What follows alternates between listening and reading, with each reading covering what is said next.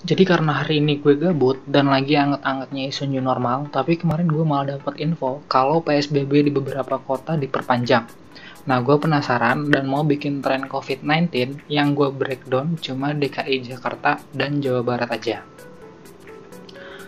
Data dari WHO ada 93.000 kasus baru, 6.400.000 kasus yang terkonfirmasi, dan 382.867 jiwa yang meninggal. Sementara itu, untuk negara kita sendiri ada 28.818 kasus yang terkonfirmasi dan 1.721 jiwa yang meninggal di Indonesia per tanggal 4 Juni kemarin.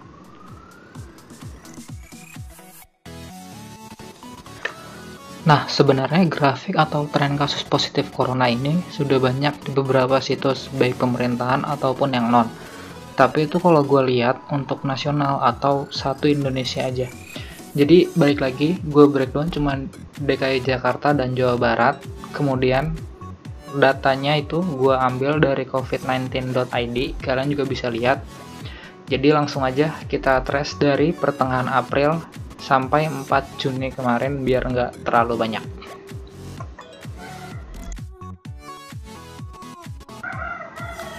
Nah, hasilnya seperti ini. Untuk yang warna oranye adalah Provinsi DKI Jakarta, sementara yang warna kuning adalah Provinsi Jawa Barat. Ternyata tren keduanya terus naik, bahkan kita sendiri belum tahu di mana titik puncaknya.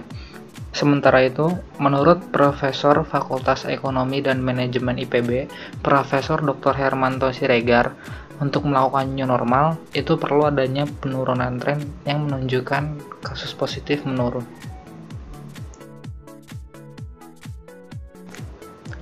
Ini adalah tren new normal menurut Pak Prof. Hermanto.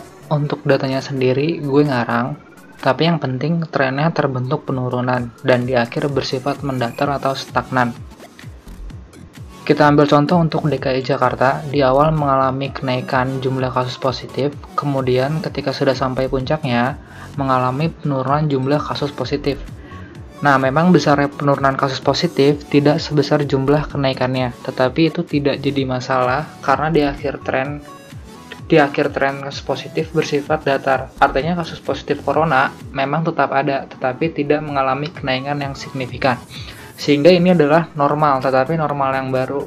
Makanya ini disebut new normal.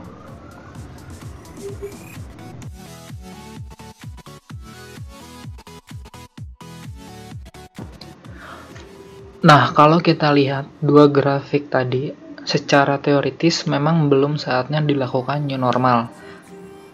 Tetapi pada prakteknya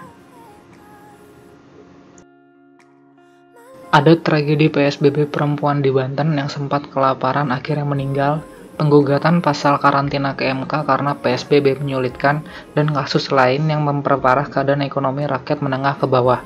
Maka pertanyaannya adalah mempercepat atau memperpanjang pemberlakuan PSBB di tanah air, semua kalian yang menilai.